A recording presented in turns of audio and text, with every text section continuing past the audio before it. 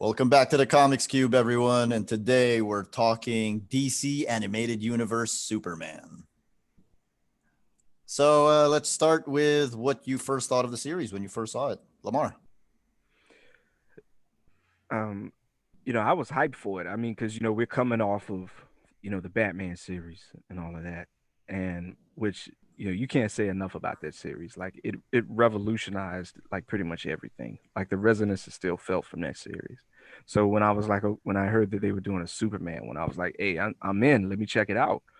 And I sat down. Actually, my mother and I, peace be upon her, she was hyped for it too because she actually liked the cartoon. So we would watch it because it came on Saturdays. We would watch it together. So it'll always have a special place in my heart just based off of that, no matter how good or bad it may have been. But I thought it was great. You got to see Superman doing things that he hadn't really done in the cartoons, at least for a long time at that point. And when it ended, usually these things kind of go out with a whimper, but you know, I was actually disappointed when I felt like it could have kept going, and because I wanted Yeah. more. And at least, for me, if something leaves me wanting more, that's a mark of the quality of it for me. Oh, and the way it ended too. Yeah. Hmm. All of humanity hates him because Darkseid was able to control him for like 24 hours. Yeah. Hmm. That was one hell of a cliffhanger. Paul. Well, it didn't really sort of make a mark on me when it came out, surprisingly, because the Batman show did. Because I was sort of a bit younger and I was still watching Saturday morning cartoons when that came on, and I was really excited for that. And then by the time the Superman one came along, I was sort of in my late teens then. Pardon me, and it just kind of like it almost passed me by, and then I didn't really visit it until I was in university then, when I sort of bought old secondhand VHSs of it, and I really, really enjoyed it at that point. And then by that point as well, all the sort of Justice League cartoons were coming out in the States, and it hadn't reached over here yet. So so I'd look on Newsarama and stuff to see what was happening in the Justice League cartoons. And so yeah, I was really into it when I first got into it, but I didn't really enjoy it as a child, unfortunately. Yeah, my first exposure to it was they had like a whole feature in Wizard about how they were developing the series. And all of the producers, like Bruce Timm, Paul Dini, were talking about how difficult it was to move from Batman to Superman in animation because they were saying things like Batman is easy to animate because it's all like shadows and stuff. Um, but and like Superman is so powerful, it's hard to come up with threats for him. But I was really hyped for it. But by the time it came out in the Philippines, I think it was either on a bad time slot or it was just at a time when I wasn't really going out of my way to watch cartoons. But what I did see of it, I saw The Last Son of Krypton, the first three-parter. And I saw that on VHS and I loved it. And I think I saw like some more episodes after that, but it always, and we're getting into the next section here, but it always bugged me that they stuck with John Byrne power level Superman, Hmm. which to me, well, you know me, I always feel like Superman should be as strong as possible, as powerful as possible, because it makes for better visuals. And I don't like when Superman goes into space and has to wear like a full on spacesuit. Like, I just don't like it. So I didn't really get too invested in everything until I got to college. And then I watched Justice League, and Superman kicked so much ass in Justice League that I went back and bought some of the DVDs, and then I watched Superman, and it was still kind of like it was okay, it was good, it was good, it was good, and then you get to the Kirby stuff, and that was amazing. But it was still overall, even in Justice League, I was bugged by like the level of his powers. Hmm. Did that bug anyone else?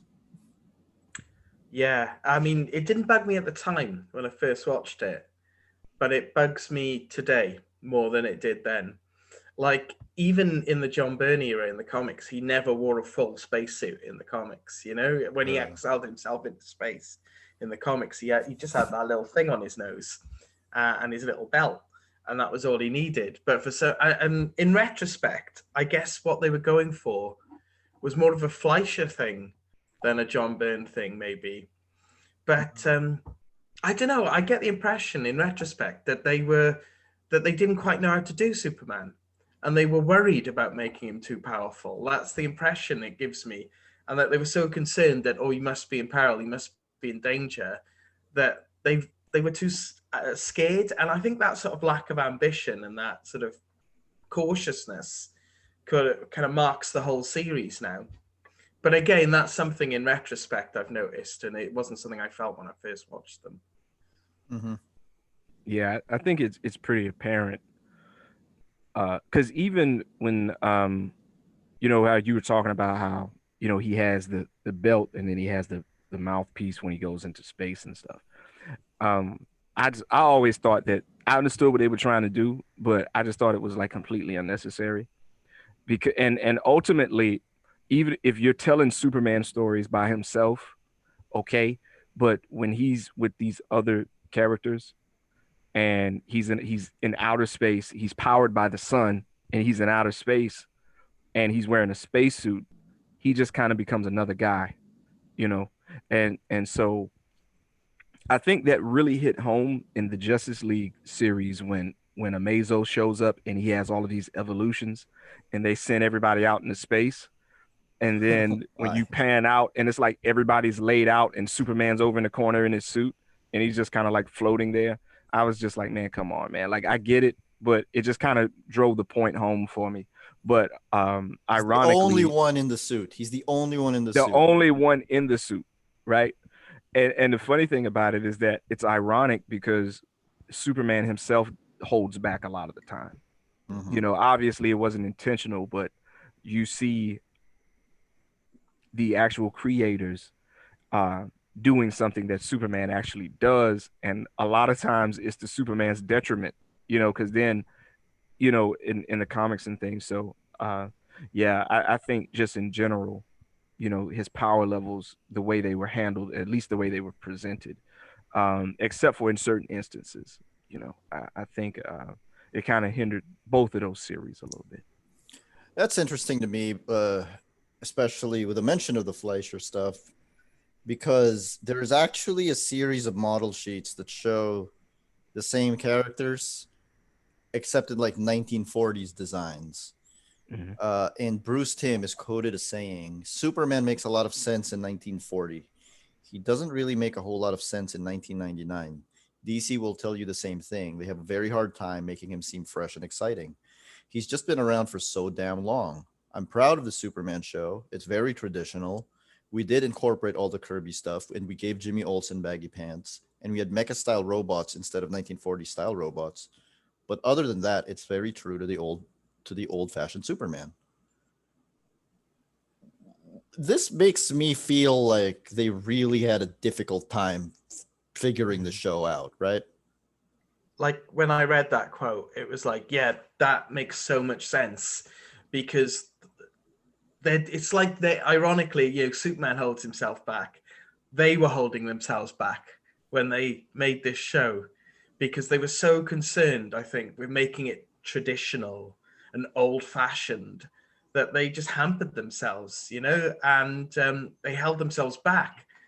And so, yeah, you've got this sort of Superman with almost Fleischer level powers, so they can show him in peril. He's fighting like giant robots all the time, you know. And even the Kirby stuff. I mean, Kirby stuff in anything is great, but how much Kirby stuff is actually associated traditionally with Superman? You know, Just Darkseid, not that bad. actually. It's It's just just Darkseid. Darkseid, like, you know, and that Forever People issue #1, you know, and that's it really. Kirby's not really someone who's tied in with Superman. So it almost feels like, oh, we've got nothing to say with this character visually, so let's chuck a lot of Kirby stuff in it. So I really think it was a lack of ambition and a lack of lack of imagination. It sounds like I hate the series, which I don't. But that quote just like, yeah, that makes so much sense for me now, hearing that quote. It is ironic to me because like Bruce Timm's the only one to hear say it. Like everyone else who worked on the show, like they talk about how hard they worked on the show. And I see it. I see that they worked hard on it. And maybe they had a difficult time, but I feel like maybe they had a difficult time because Bruce Timm is at the heart of it all a Batman guy. Yeah. Lamar, what do you think of this particular approach? I think I was actually about to say what you just said. You know, with Batman, a lot of the times, which is interesting because you could make an argument that out of all the members of the Justice League, Batman is the least realistic. You know, because I mean, we're talking about a guy who's, you know, he's basically he's a peak human being, but he's still a human, and don't he forget that he's a stunted child. Okay. Yeah, a stunted child. Y'all have to catch a earlier show to get that reference. But you know, he jumps from hundreds of feet in the air, and he lands on the street, doesn't suffer any sort of injury or broken bones. You know, and he drop kicks people from the top of skyscrapers, and they don't die. You know, and just there's all sorts of things which I have no problem with, right? Yeah. But I'm just saying, you know, the argument is kind of crazy. But when you talk about Superman, there's kind of this imperative there. You can see it in the show. There's like an imperative there to kind of bring him down a little bit. And I understand why they would want to do that. But I think when you're talking about a Saturday morning cartoon, that's probably the prime place for you just to kind of cut loose. Right. Because, you know, we want to see all of that. And which I think that if we go back to the DC Superpower show from the 80s, they did a very good job of that. And I still go back to that show often, especially the episode where Superman dies. You know, I love that. Might be my favorite episode. But you know, so obviously the people who worked on Batman, that's going to be kind of built into the way they work in a lot of ways, I would think.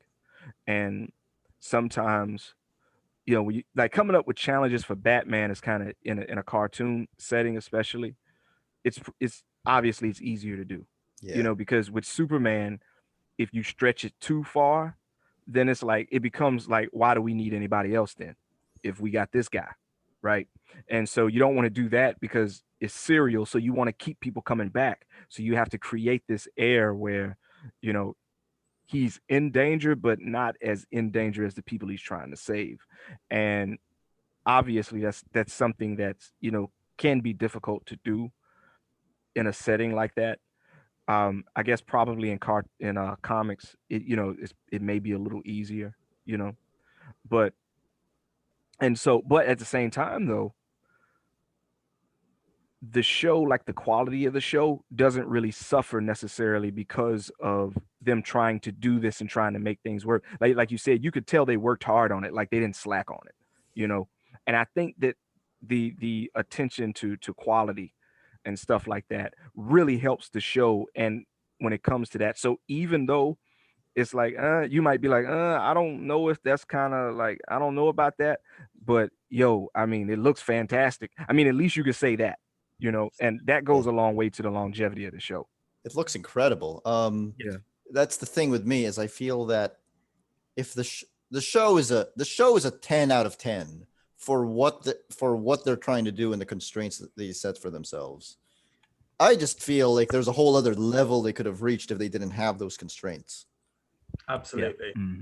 Yeah. It's a bit like when people say, oh, the MCU version of the Fantastic Four should be set in the 60s. And there's one half of me that's like, yeah, that would be cool. But then there's the other half of me that's like, well, you're just admitting that these characters have nothing to say to the modern world if you do that.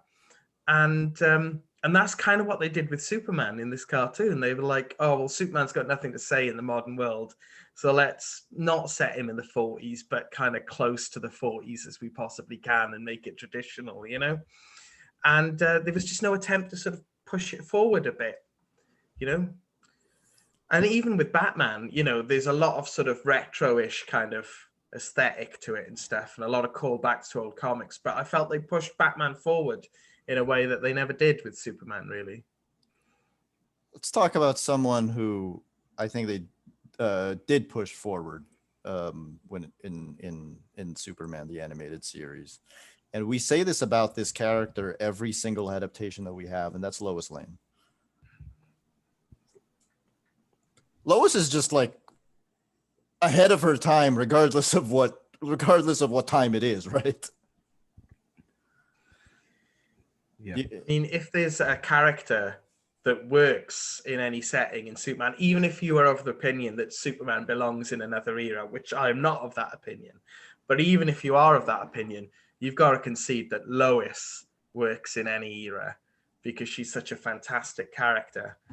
And so you can't go wrong with her, really, can you?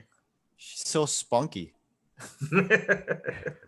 There's this one clip, I forget what episode it's on. She's trying to get into an elevator, and Clark goes like, "Lois, why are you in such a hurry?"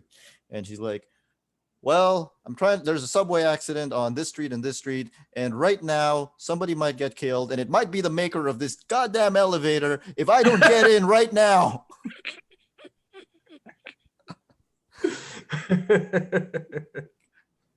Lois is great. Yeah, you know, this Lois, it makes me think a lot of, you know, like the one iteration of Lois we don't really talk about a lot is the version from George Reeves' The Show, who was portrayed by Noel Neal. You know, like I think that there was a part of the comics, and this is the part where, you know, people get the histories messed up, is that in Lois's beginnings, once they started to figure out what made her work as a character, that's how she was portrayed. Like the whole damsel in distress thing came a lot later, you know?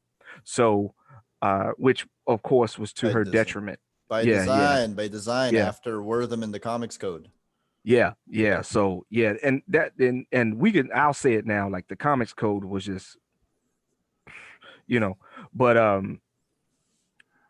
you know, in this show, you have, you know, Lois in the beginning in the comics, and then of course you have Noel Neal's portrayal. Then later you have Margot Kidder's portrayal, and then now you have this Lois, which is coming directly off of John Byrne's portrayal, you know, and I think we can say what we want about the reboot, but the one character that was actually done justice in the reboot was Lois, like you know, bar none. And so in the cartoon, like you said, you know, she has like a vibrant energy, and she's also extremely competent at what she does, you know, and so she's not tripping over herself to get put in these situations where she needs to be endangered so Superman can come and save her and all this other kind of craziness. She genuinely needs saving just like anybody else, but it's because she's trying to serve a greater good of actually getting to the heart of the matter and dealing with the truth. That's something, especially today, that resonates so much today with people, you know, and how much we need people who are not afraid to tell the truth, you know. And so Lois pretty much embodies that particular concept, and not just in her profession, but also in the way she carries herself in her profession and how she deals with her fellow co-workers and stuff. Because, you know, she's constantly on people like, yo, listen, that's not important, man. You can eat later, man, you know, or whatever, you know. That's not necessarily the best advice in the world, but you kind of get it, right? She's like, do your job. Yeah, right. Like, you know, you sleep when you're dead. Like, she's the embodiment of that term, of that phrase, I'll sleep when I'm dead, you know. So yeah, watching her in this show is great. It's you're talking about you know, Paul was talking about the Fleischer influence, and what you just said is exactly what we said about Lois in the Fleischer cartoons. Yeah, it's she needs saving, but she needs saving because she's genuinely in over her head, and she gets Yeah. herself into those situations. It's not a damsel in distress thing. Yeah. It's a human being gets caught in a situation a human being shouldn't be in situation. Yeah. Mm-hmm. Small thing. I love how she calls him Smallville. This is where that started. This show is where that started. Mm-hmm. Wow. I didn't realize that's where that started. Wow, that's amazing. That's great. Yeah, it's to emphasize that she's from the city and he's not, and it's her kind of little microaggressive way to remind him. Yeah. Which is funny because you could actually see that happening like in the real world, like him being like a country bumpkin, if you want to call it that, and go into the city and then encountering someone like Lois, and then I could see her like actually calling him Smallville without knowing where he's from or even having heard of Smallville because it just sounds like something flipped. And then so it's like, yeah, so where you from, Smallville? Smallville.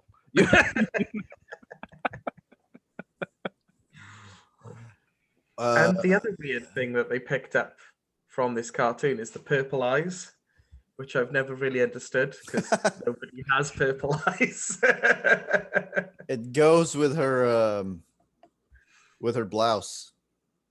It kind of works in the comic, but in the cartoon, I mean. Yeah. But they've started drawing her like that in the comic ever since, and it's like, it's weird. Why? Yeah, it's kind of weird. Yeah. Yeah, Lois Lane was voiced by Dana Delaney. I think as in many other things, I think an argument could be made that she's the best character of the series. Jimmy Olsen, updated for this version, very 90s with his haircut. But otherwise the same old Jimmy Olsen, wouldn't you say? Mm-hmm. Yeah. He's the same guy. Again, they're sort of they don't want to sort of push anything forward, and they want to do a traditional Jimmy. And a traditional Lois is awesome, but a traditional Jimmy is like, well, You're right. It's because a traditional Lois pushes things forward. Yeah, it's built into the character. Yeah. What about Perry White? It's the same Perry thing. White. Same thing. I think with Perry though, there's no real reason to try to push him forward because that's kind of like his thing as a character. That's kind of what makes him work. He's the kind of guy who still uses a typewriter and a notepad that fits in your pocket. That's just the way he is, and he's wired that way. And I think it's great. So it's funny though how we have these characters, and these are like Superman's main supporting characters outside of his parents, and they all, like, you have the past and you have like the present and then you have like the future in regards to their approach to things. So especially in this show, because when you look at Jimmy, he's like a product of that particular era. Yeah. Like with the like the shaggy mullet type thing and the baggy pants and all of that kind of stuff. Because I went to school with people that dressed like that and look like that. You know what I mean? So it was very, very much in time. And then you have Lois, who, like you said, is constantly pushing things forward. So it's just an interesting dynamic having all of them in the room together. And then you have Clark Kent, who's kind of in a lot of ways with his dual role of Superman and being Clark. He's all of them. So it's interesting seeing it play out on screen like that. Tell me, so 2 questions. Tell me, this one's just going to be quick. Are you surprised they got away with a length of Lois Lane's skirt? I don't know. I didn't really notice it, to be honest. Well, I mean, I'm looking at this model sheet right now, and I'm like, this was on a 90s cartoon?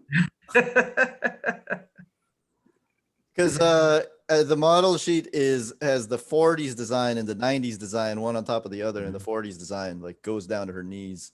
And then, so the second thing is Clark Kent in this series, hard-boiled investigative reporter. We have not seen, it should be noted, we have not seen this version of Clark Kent since the Fleischer days. Yeah. The move to make him back to a hard-boiled investigative reporter, I liked it. That's my preferred version of Clark, because I think you have to be Christopher Reeve, or you have to draw like Frank Whiteley or Gary Frank in order to really pull off, the whole mild-mannered, shy, awkward reporter. transitioning to Mhm. Superman. Mhm. Yeah, does it work for you guys or not? Or would you have preferred a more Christopher Reeve type version? No, like you say, this is my favorite version of Clark as well, and you know, you get the sense that like it's an authentic, or it's authentically who he is rather than disguise, which I quite like as well.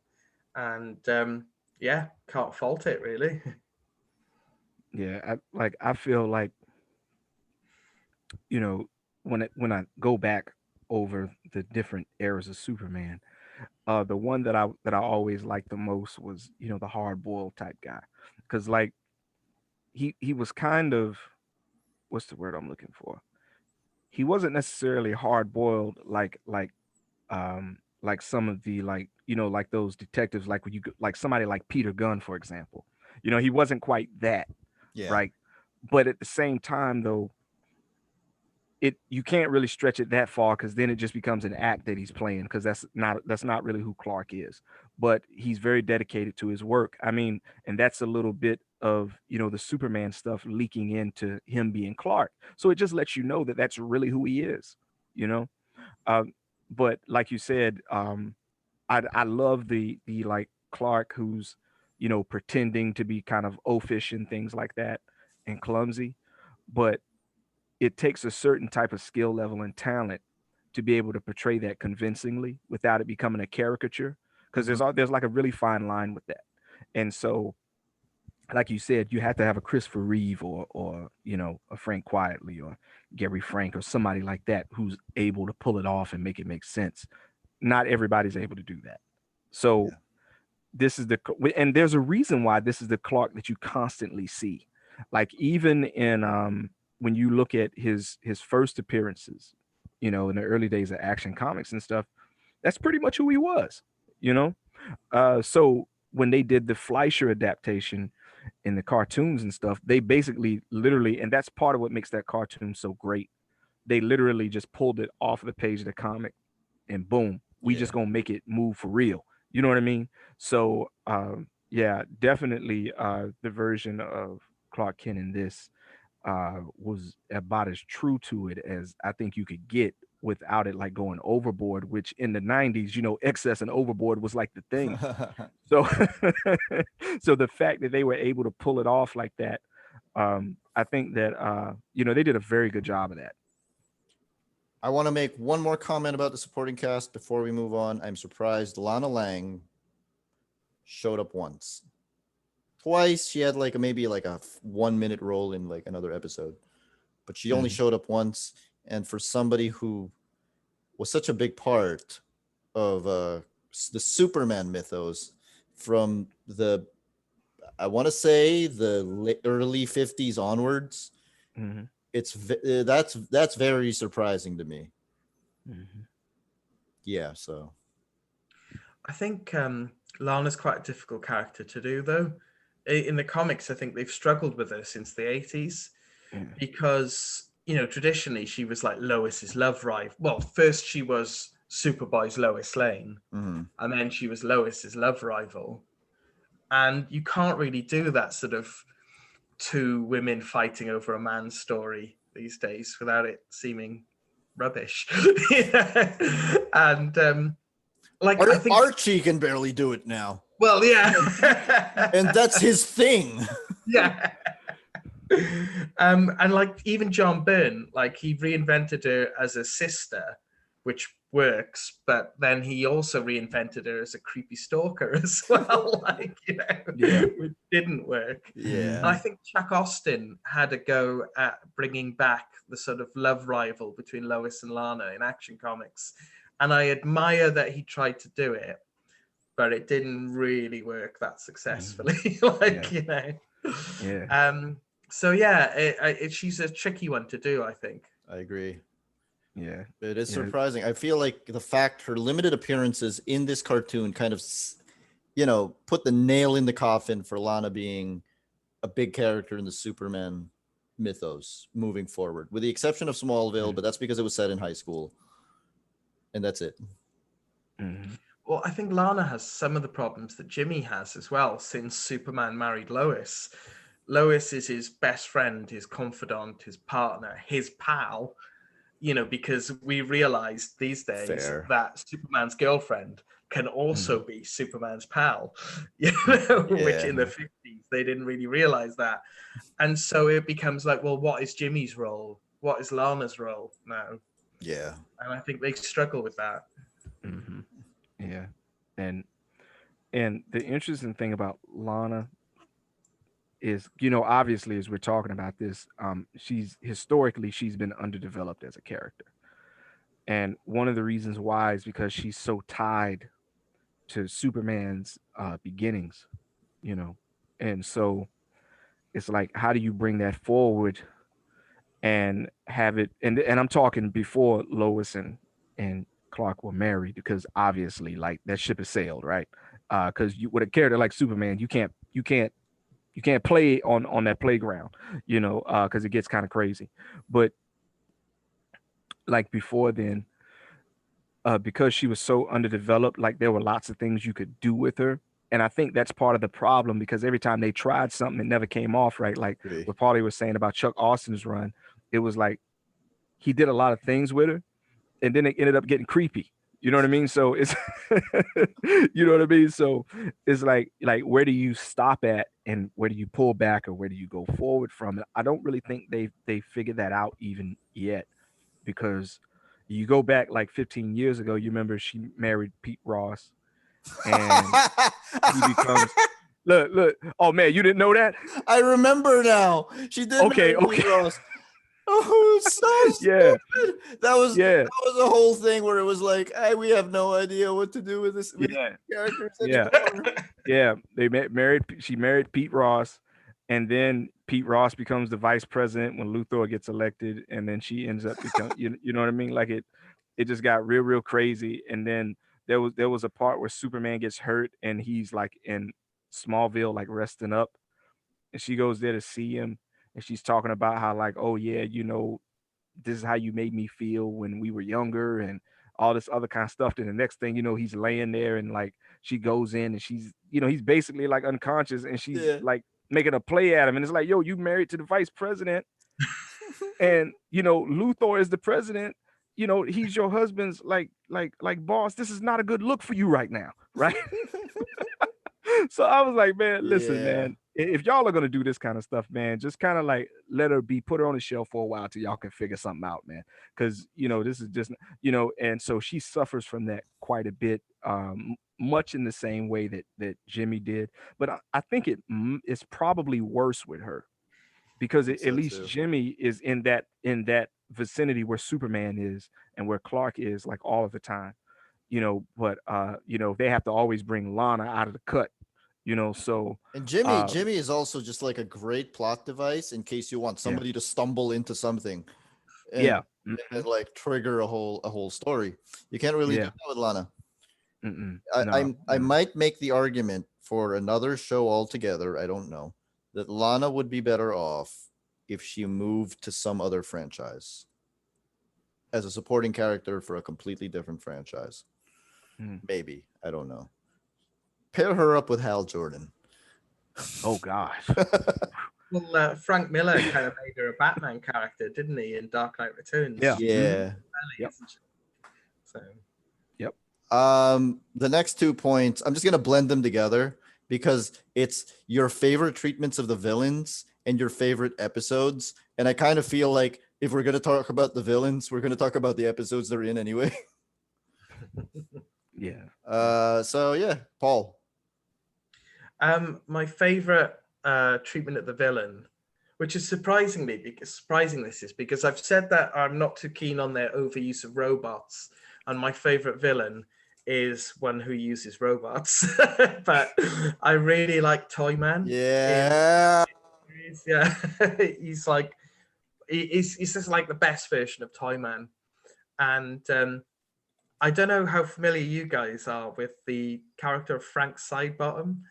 He's Oh, I know who you're talking about. Yeah, yeah, yeah, yeah. yeah. There was Mhm. a guy in the UK in the 80s and 90s who created this character called Frank Sidebottom, and he would always appear on the telly with this huge papier-mâché head shaped like a sort of Fleischer cartoon, like almost like a sort of Betty Boop kind of design.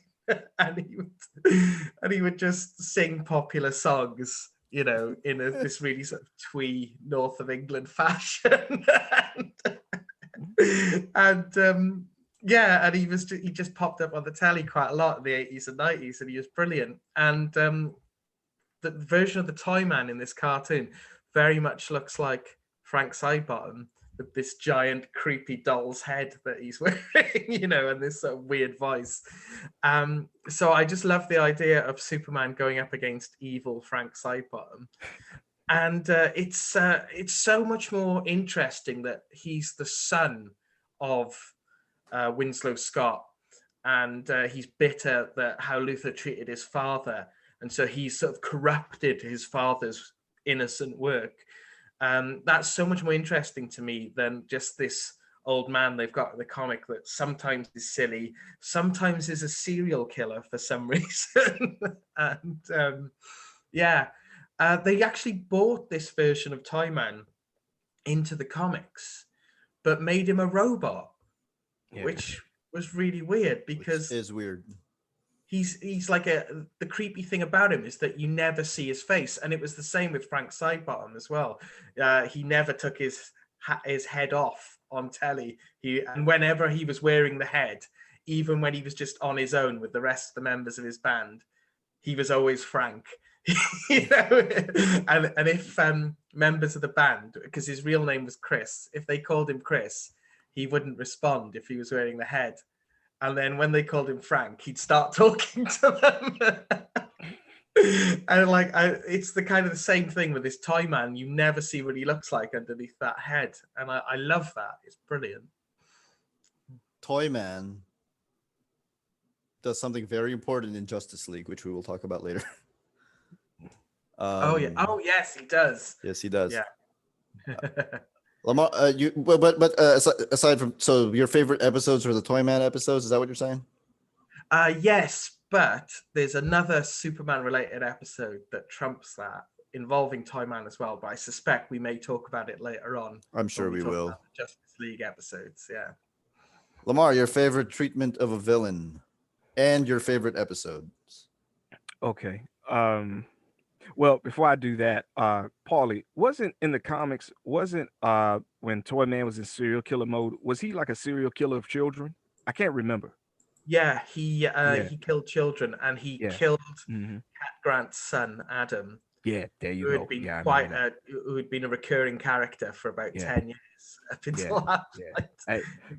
Really grim. Yeah. That was the 90s. You know what I mean? Yeah. But the good thing about this show is that a lot of Superman's best villains pop up in this show in some kind of way. So the whole show isn't necessarily, it's not always about Luthor, but even though they did a really good job of making it clear that he's always got his hands in stuff, you know. Because I got his hands in the cookie jar. Yeah, always. Every time. Anything that go wrong, you could trace it back to that guy. But there's a lot of characters that I kind of was like lukewarm about, but after this, like I really liked them. Mixie's Pitlick. Yes. I liked him in the comics, but like, of course, he's not a character that having him in all the comics and stuff would be sustainable just because of his concept. But in the show, they did a really good job of showing, number one, why he's really a threat, and number two, why it wouldn't be sustainable. And one of the reasons why it wouldn't be sustainable is because ultimately Superman is just smarter than him, right? So and they prove it over and over and over and over again within the span of a few minutes in the show. You know what I mean? So Mixie's Pitlick was voiced by Gilbert Gottfried, a man whose voice I cannot stand. You know what I mean? That makes him perfect for Mixie's Pitlick. He's perfect for it. That's exactly my point. He is perfect for it. So the handling there. That episode is just great. It's just a funny episode. My, And it my actually, favorite part of that episode is when he's trying to figure out how to beat Superman and everything, and his girlfriend is there just trying to catch his attention and shape shifting into every possible thing that might possibly interest him, and he just doesn't care.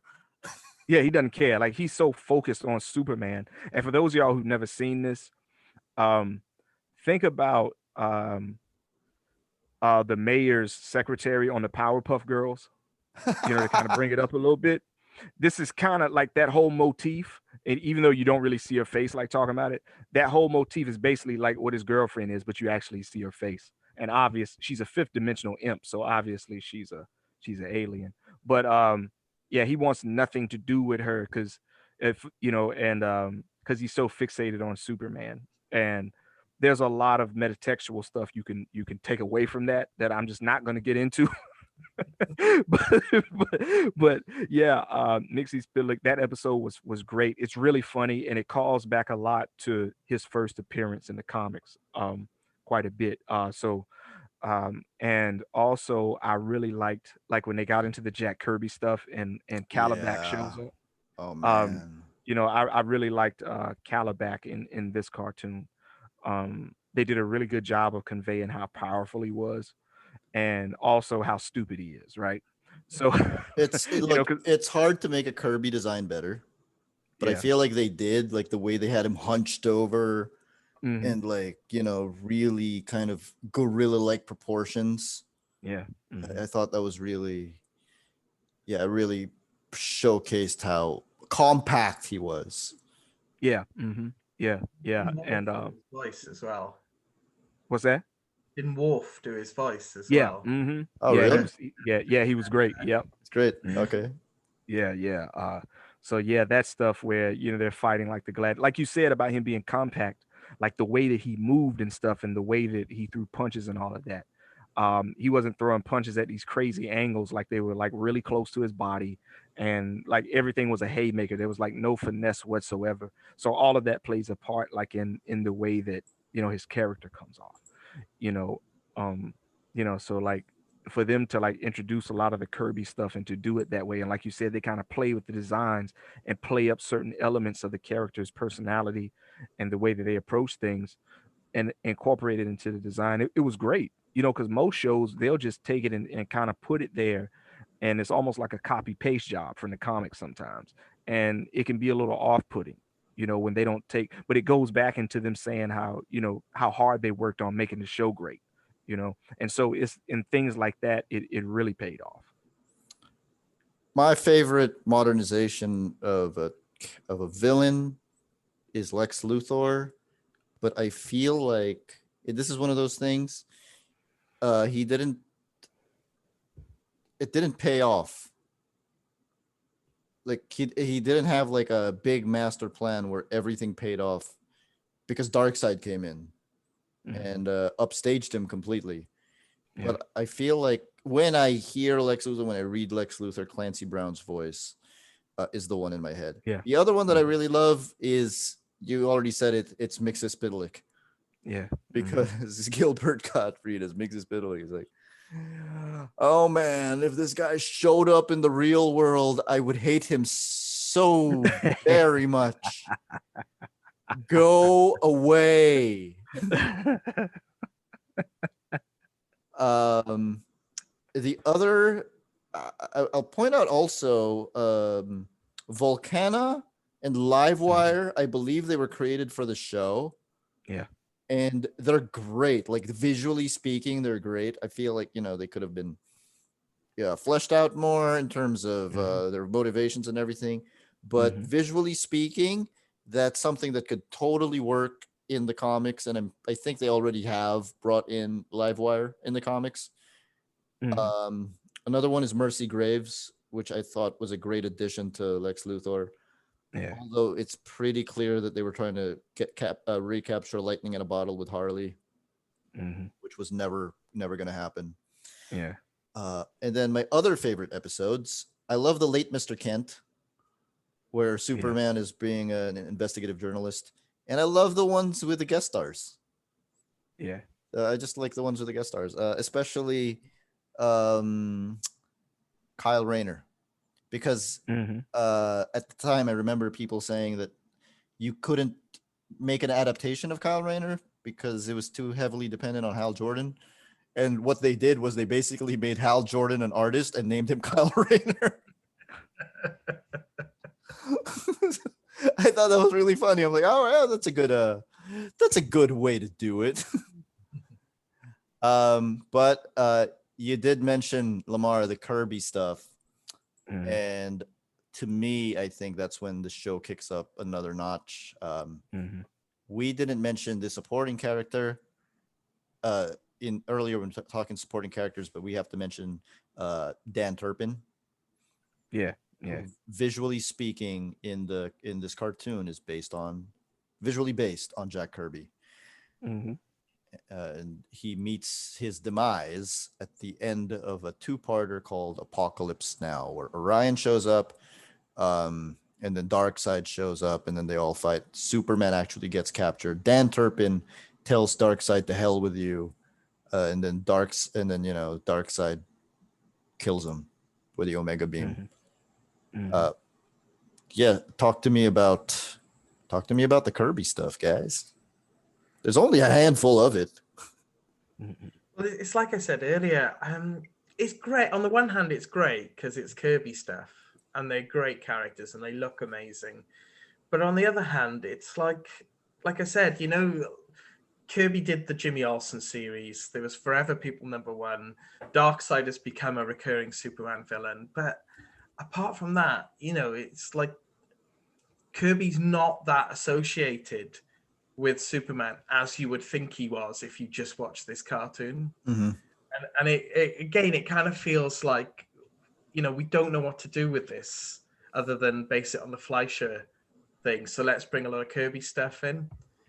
And I feel like, I don't know, it's sort of like a missed opportunity to use either to make its own aesthetic stamp on the character, or to bring in other visual aspects that are more closely tied to Superman, maybe. I don't know.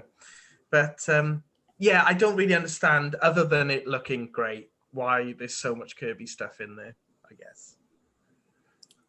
I liked it because I felt like Kirby, the New Gods, needed exposure. And this was just like a good way to do it. Because the New Gods, for me in the comics, great concept, it always fizzles.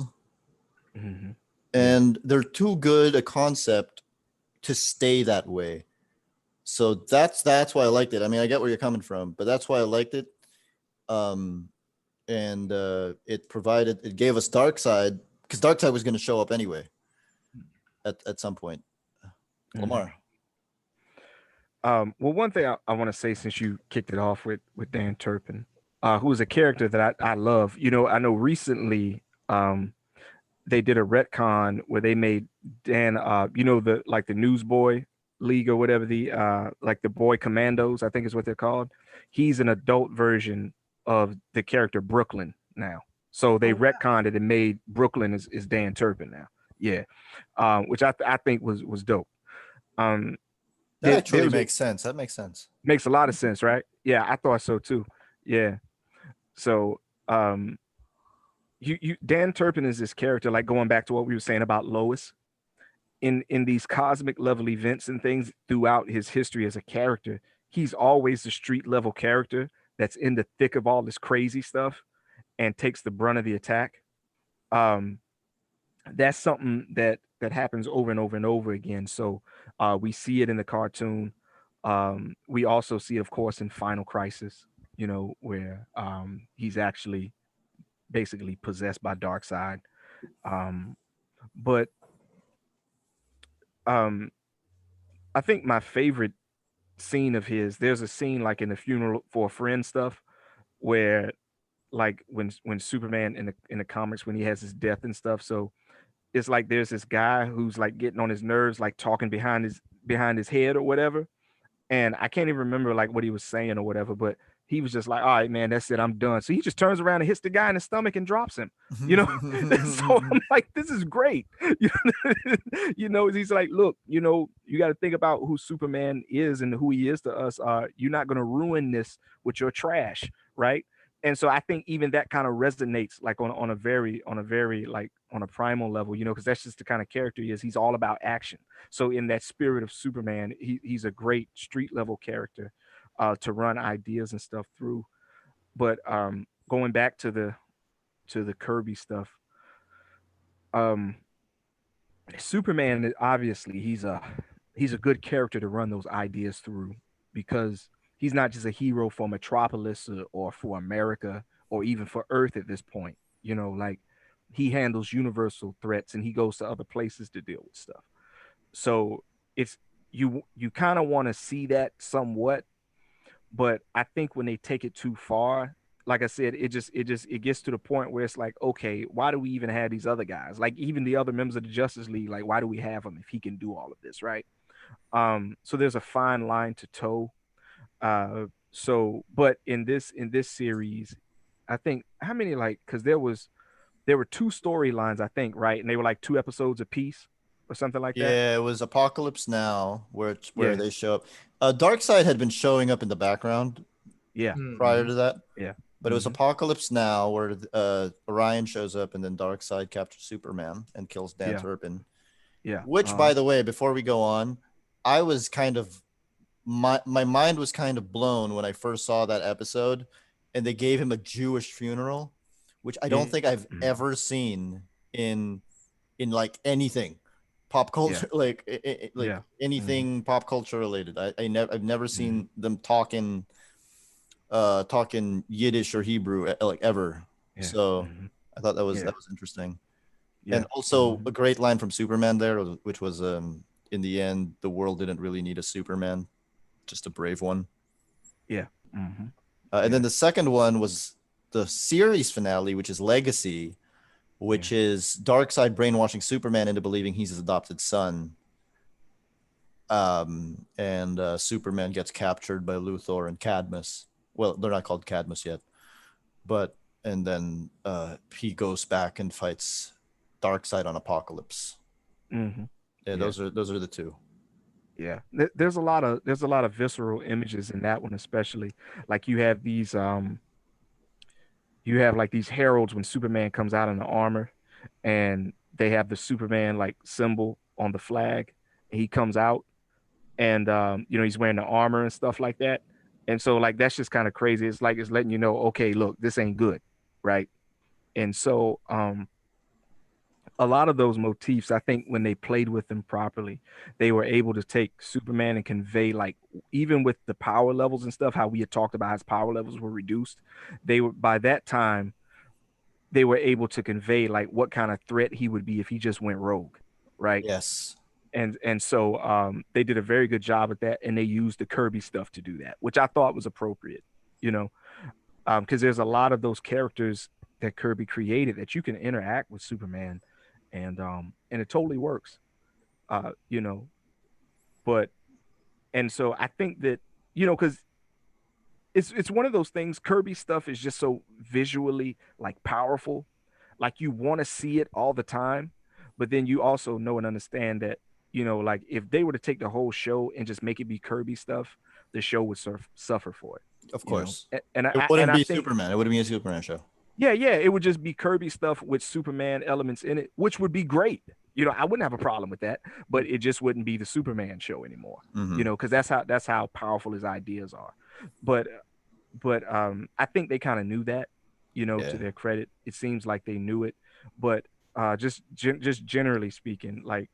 I'm a sucker for the Kirby stuff personally. There's no effect you can do in Photoshop that compares to Kirby Crackle. Like there's nothing, you know what I mean? There's Kirby nothing Crackle, Kirby Dots.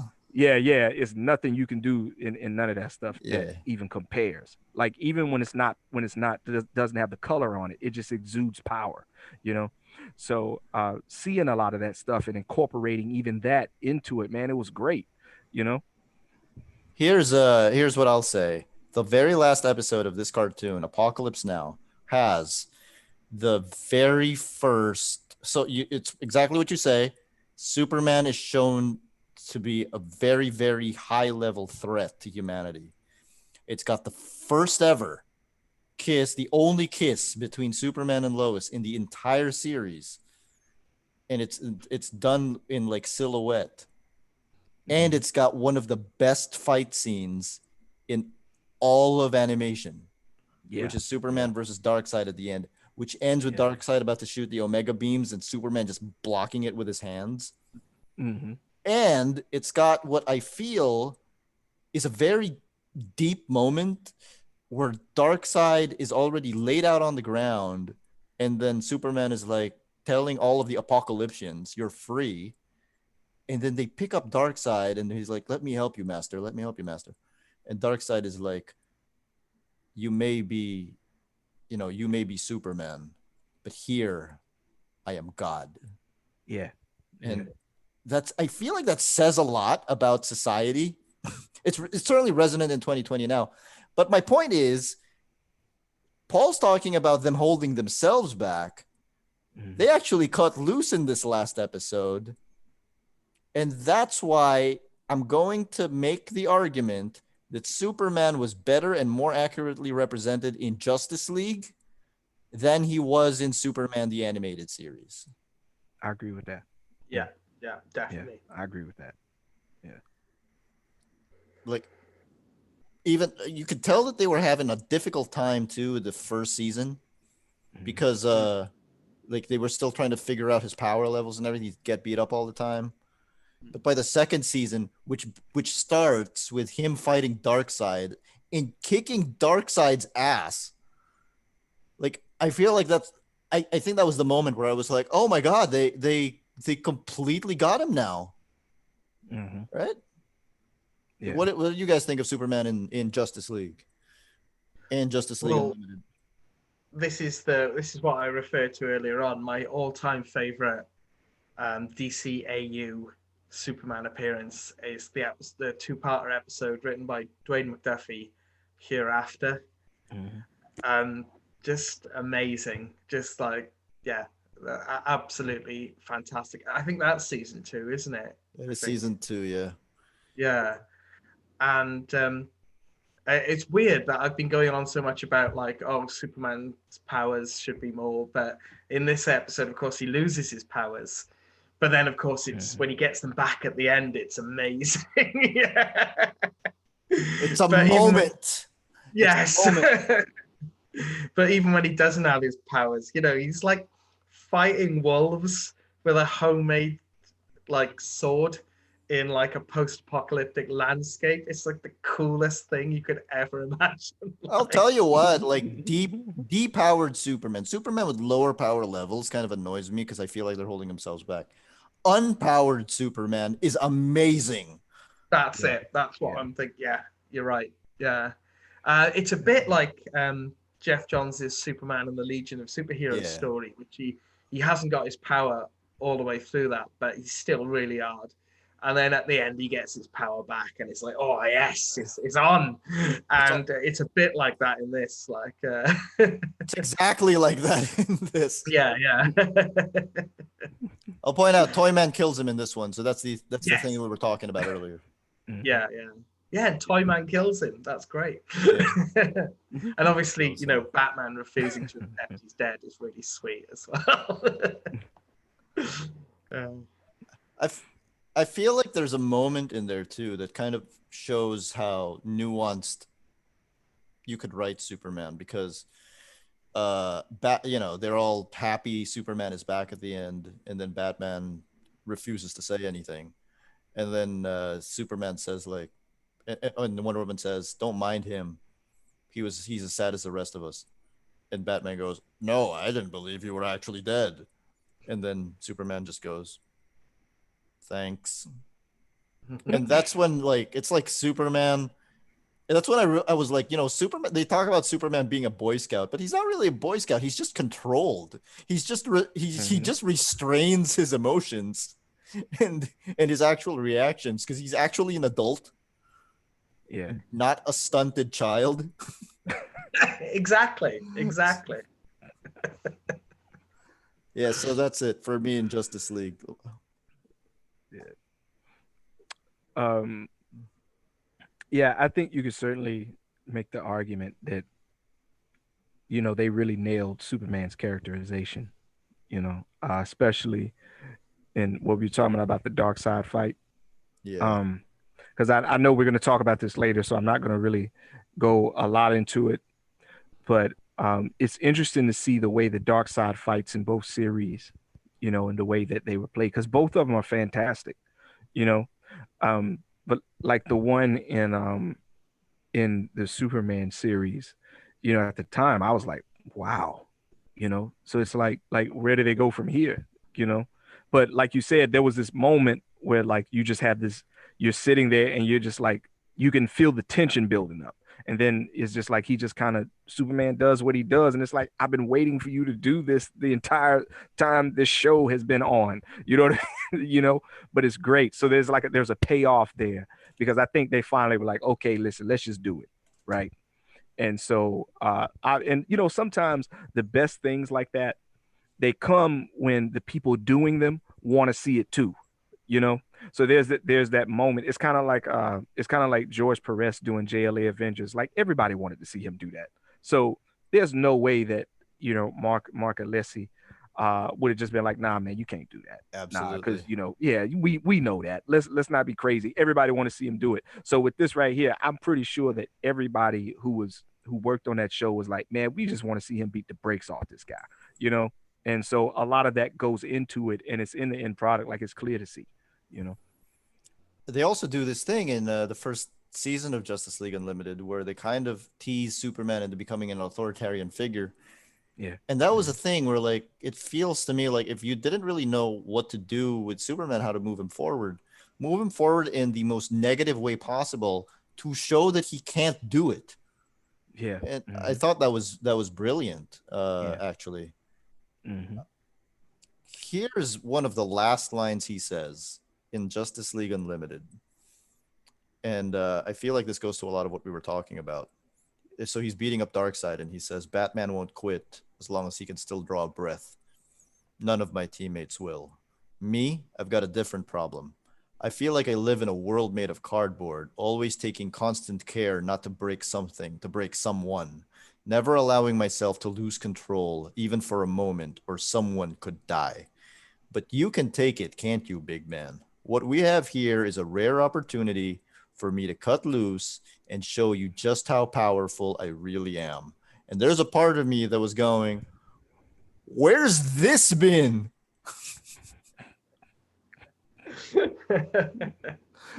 This whole time.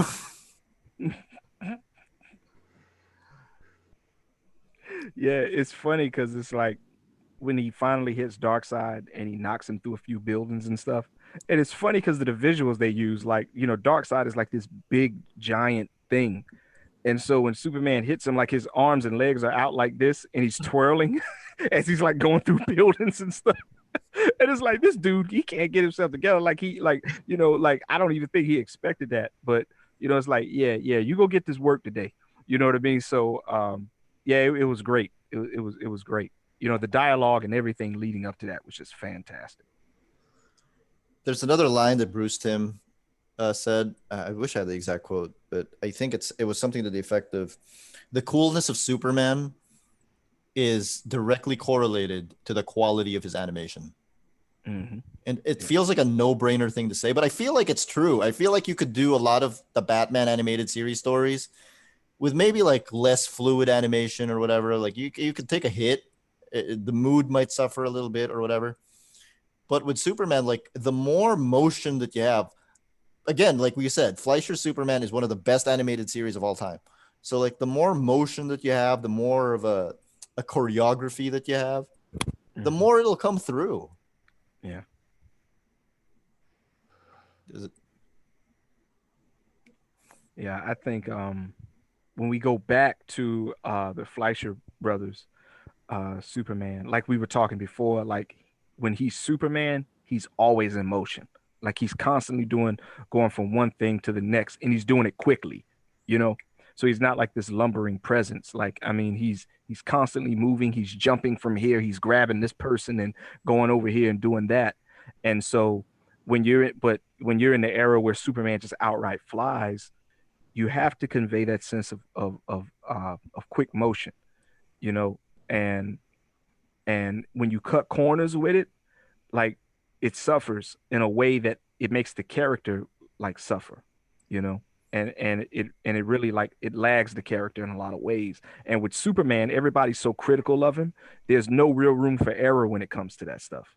You know, like you have to nail it. So a lot of thought and a lot of care has to go into it, because when it doesn't, it just, you know, we know what's going to happen, because people are he's the kind of character that people are always looking to like ridicule or to kind of like take him and put him back here, you Yeah. know, or you know. So yeah, it definitely, like, he's probably more so than anybody else, he suffers from that. Like Batman can just kind of do anything and it really doesn't matter, you know. Batman can stand still in a corner, and yeah, Well, this is true of the comics because we're in this sort of like very Jim Lee influenced era at the moment, which has got a lot of plus points because obviously Jim Lee is amazing.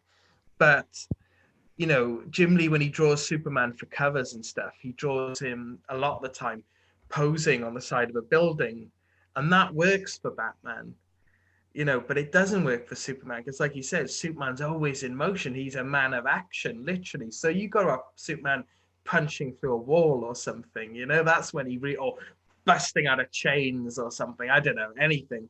But like if you do him like just posing in midair or on the side of a building in a sort of Batman way, it just doesn't feel like Superman. Yeah. It doesn't. And I think this, weirdly, to be topical, on Twitter the week this was filmed, Doc yes. Shaner got I was a gonna lot say of, the same thing. I was gonna say, yeah, he got a lot of grief off fans for saying that he was a bit tired of the trope of Superman posing with red eyes. And it is, I agree with Shayna in that it is an overdone thing. And I think it's because if you're drawing Superman just posing, not static, not in motion, then what do you do with that to make it more exciting? And I think what a lot of artists have fallen into doing is to draw him with these red eyes. yeah. Because it makes a boring shot really exciting. Like Heat vision is Superman's secret weapon, not secret weapon. It's like it's his last resort, right?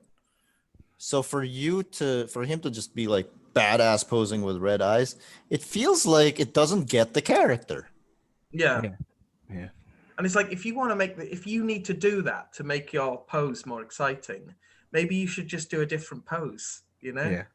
Have it like, I don't know, lift a monster or bench press something. I don't know. Anything. Like Yeah, no, you're right. I mean, we think about Superman's first appearance and the cover of that. Like he's literally like taking a car and slamming a car into the side of a mountain, and people are like scattering, and there's people in the car and everything. Like he didn't wait for him to get out the car, So that kind of sets a high mark for how you present this character, And so when he's doing something where he's just kind of standing there and posing, it has to be something, if you're going to do that, it has to be something that's like inspirational, Agreed. So like whenever we talk, like, the classic pose with Superman and he's got his arm on the joint. Yeah. With the eagle. With And the all eagle. of that. Yeah. Yeah. Mm-hmm. The chains. The chains too. Yeah. That kind of stuff, but if he's just kind of standing there, there has to be a reason why. And it definitely shouldn't be like the stock pose that people just kind of go to, it's kind of becoming its own way. You remember how like in the 90s, like every book that had multiple characters in it, like a team book, like almost every cover was just the team standing there posing, right? And so it's kind of becoming that, like if you can't think of anything else, just do a pinup cover with them standing there. You know what I mean? And so, it's kind of become, it's like, and the purpose of a cover is to give you some insight to what's happening in the book, and make you want to pick it up, So, I think a lot of that that intent is being lost now with all of these like chase variants and things like that. You know what I mean? And that kind of stuff. You know, a lot of that because that's storytelling too. You know, and a Yeah, lot of it's just kind of falling by the wayside now. yeah, that's a different discussion for a different episode. Yeah, But good yeah, point. My point there is that yeah, okay, Superman may not look like, you know, super aesthetically cool in a vacuum, but surely there's other ways to do it other than just going straight to the red burning eyes. Mhm. There's literally different ways to do it. We could pull it out. I could pull out every Gary Frank Superman comic and be right there. It would be like every Garcia Lopez model sheet, and it would be right there. Yeah, Yeah. Mhm. Everything, every Superman image Neil Adams has ever drawn, it would be right there. So it's Yeah. just Yeah. that's Now big. you Yeah. and since you bring up Lopez, it's like, yo, the one thing that he's known for doing, like one of his most famous Superman pose is Superman with the hands on the hips, you know? So it's Or like, and he's just, or the outstretched one like that, you know? But when you look at that Superman pose, like with his hands like on his waist, it makes you want to be Superman. That's how I felt when I was a kid. I was like, wow, I want to be this dude. You know what I mean? Because it just looks so cool. You know, exactly, it's like exactly. it's almost like it's communicating like, hey, listen, give me your best shot. You know, because I'm gonna take it and then I'm gonna go to town on you. So let's go, right? And he's just standing there, but you still have like Kirby had that power, that ability too, where he was able to convey the power of a character just by having them stand there. Not everybody can do that, you know. Agreed. And with that, give me your closing thoughts on DC Animated Universe Superman. I just want to mention something I haven't mentioned, or we haven't mentioned so far, just how great looking the monsters are and the aliens are in the Superman animated series. I got to give credit to that because I think there's one quite early episode where Superman fights like a giant blobby germy thing, or maybe no, Jor-El fights him in the first episode, doesn't he? Yeah. Yeah. Now that's one of the first things you see is Jor-El fighting this horrible slimy monster thing, and it looks amazing. And then later on, like in the Lobo episode where Superman gets his intergalactic zoo, I'm so glad that was one of the Silver Age elements that they chose to keep was the intergalactic zoo. I love that. And even little characters like that alien, that Lobo's chasing, who's like a little squirrel thing, but his eye is a mouth for another face on his face. That's genius. That's absolutely brilliant. I just so imaginative. And in a way, I think that's why I'm so disappointed when robots turn up, because it's like, never mind robots, you do aliens and monsters. Wow, you know, more of that. Hey, Paul, speaking of aliens, what did you think of the Phantom Zone villains? Oh, I was a bit annoyed by that because I felt that they didn't make it Zod just to make some kind of hipster comic point. Because Well, Paul, you'll find out actually. Jax Orr predates Zod in the well, comics. exactly, yeah. Like he does technically, yeah, he does. But everyone wants to see Zod, so just get over yourself and give us Zod. You know? Yeah, the annoying thing is he was basically Zod.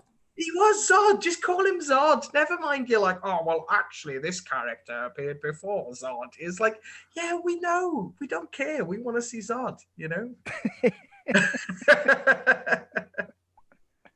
But other than that, I enjoyed the Phantom Zone episodes. I really did. Lamar, closing thoughts. I think that this particular show, in a lot of ways, it was a light pointing towards what was coming later. Yeah. You know, so there's a lot of things that the show kind of touched on that we ended up seeing later in things like both the Justice League cartoons and the things that would come subsequently. Even in a lot of ways, like things like the Teen Titans cartoon, and stuff like that, and definitely like Young Justice and things like that.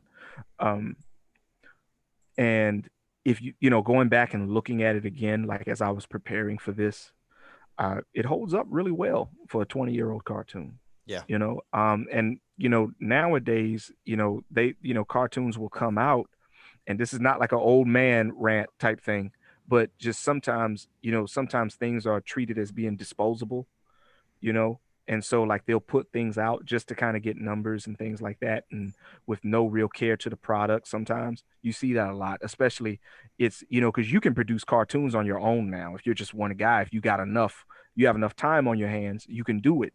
So but back then it took like especially with something like Superman, it takes care, and a commitment to quality, I agree. and you can't sacrifice that, because it tells on you quick if you do. But the staying power that this show has, not just visually, but the motifs, and not just visually, but also like story wise and topically, they still stand the test of time. Because some things, I don't care if it's 10 years old or a year old or 100 years old, some things just resonate, and they always will. Absolutely. And this particular show, because of the commitment to the quality, it's still a show that holds up. I show it to children. Children still love the show. And I look at it like from Batman, the animated series, to this, it was definitely a step in the right direction. And for what would come later out of that production house, that's really all you can ask for. I have the pretty much a similar sentiment. I feel like we've been critical of the show because it felt held back, and I do think in the 90s it was held back. But I feel like if it came a few years later with with people, with animators more used to computers and like just more easily choreographing the action, making it more fluid and everything, I feel like we would have gotten perhaps the same shows, the same episodes, but with more of an emphasis on the action, which would completely turn my opinion around on the show. Like I again, I still give it a 10 out of 10 based on what they were attempting to do. It's just that with the existence of Justice League, you can see that what they were trying to do was not the ceiling of what they could have done. But I still love it. So yeah. And there's one episode that makes Batman look really bad at nighttime. So points for that. Points. Everyone click like, share, and subscribe. Don't come at me, Bat fans. See you next time.